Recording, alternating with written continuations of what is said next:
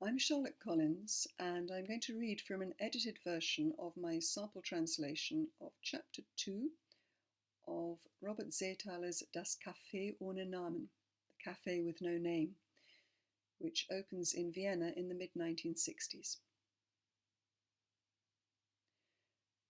Robert Ziemon had already been working at the market for quite some time as a casual labourer, the advantage of which was that he could occasionally bring back a bunch of celery, a few floury potatoes, a piece of liver, even a packet of ground pork to put on the kitchen table.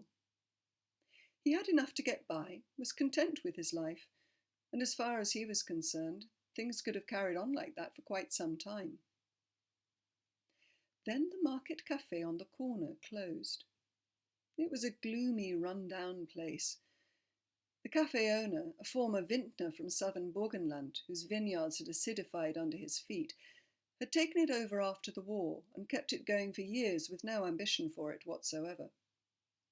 He was a taciturn, monosyllabic man who spent most of his time sitting on a stool near the entrance, gazing out at the street with bleary eyes.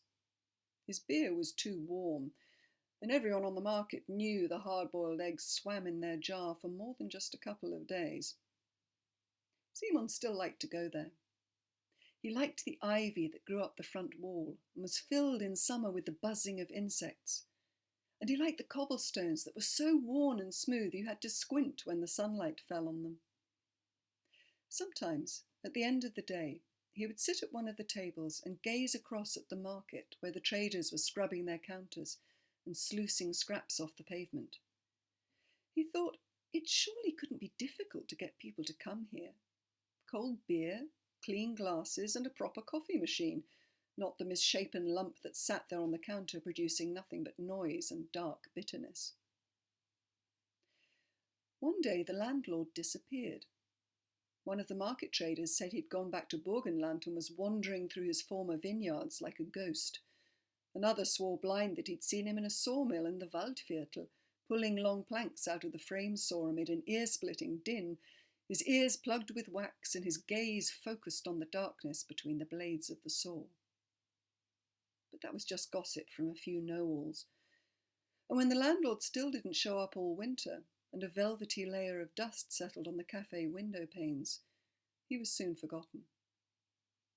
Meanwhile, night after night, Robert Ziemon tossed and turned in his room in the war widow's apartment, driven by a longing that had once been sparked beneath colourful Chinese lanterns and was now flaring up anew, until one morning he leapt out of bed, and without eating breakfast or even running his fingers through his hair to comb it, he set off on the short walk to Heidgasse, climbed the 6 floors to Kostya Wawrowski's attic apartment, and, panting and with thumping heart, applied for the lease on the old Marktcafé.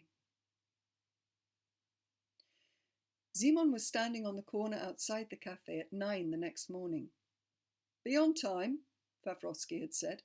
"Otherwise someone will pinch the business from under your nose. It's a good location, and the economy's starting to boom again these days." As far as the location was concerned, you could take a different view. The district around the Carmelita market was one of the poorest and dirtiest in Vienna. Many of the basement windows were still coated in dust from the heaps of rubble left behind by the war, which provided the foundations for the new blocks of municipal housing and workers' accommodation. Wawrowski was right, though, about the booming economy. The newspapers the fishmongers used to wrap their char and Danube trout spoke of great things. A shining future would arise from the morass of the past.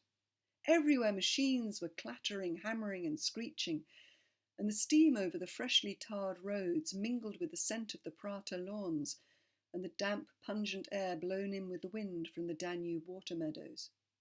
"It's going to do well," said Wawrowski. "Believe me, I know a bit about business."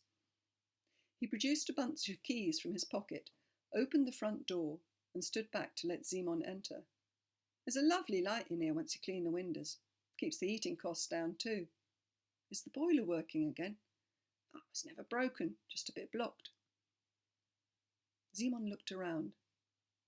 He'd been here several times in recent weeks, but now everything just felt gloomy and shabby. The glasses on the shelves were dull with dust. Streaks of limescale trailed across the sink. On the floor behind the counter lay a single black lady's shoe. "All this is yours now," said Fafrovsky. "If you go about it right, you can open in a few days' time." He placed the key on the counter and smiled. "I'll drop in for a drink sometime," he said.